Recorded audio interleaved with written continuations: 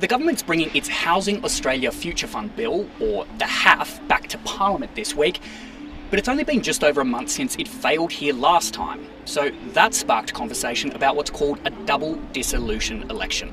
And while Anthony Albanese says that's not his preference, he hasn't exactly ruled it out either. Here's what you need to know. In a normal election, every single seat in the House of Representatives is up for grabs, but only half the Senate.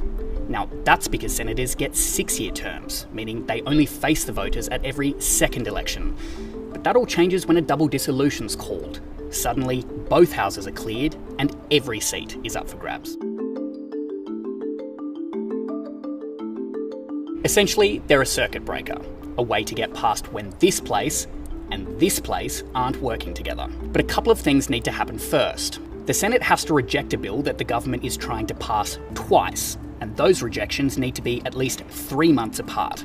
That creates what's called a double dissolution trigger, which the government can pull at any time it likes, so long as it's at least 6 months before when the next election is scheduled. So in this context, we're probably looking at the end of next year.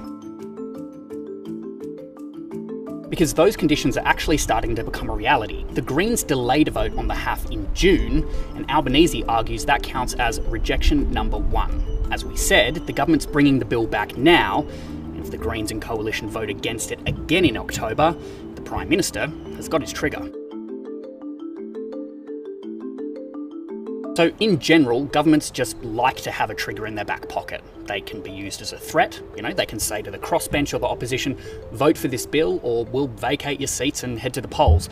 But they're also politically convenient. If a government is riding high or very popular at any given moment, they could hypothetically call an election and win the Senate as well. They're a big risk. There have been 7 double dissolutions in Australian history, and only once did the sitting government also gain the Senate. 3 times the situation remained essentially the same, and twice it lost government altogether. 1975 was a pretty unique situation, and that's another story. And you'll remember we'll also be voting on the Indigenous voice to Parliament around October, and that's when the government's likely to get its trigger.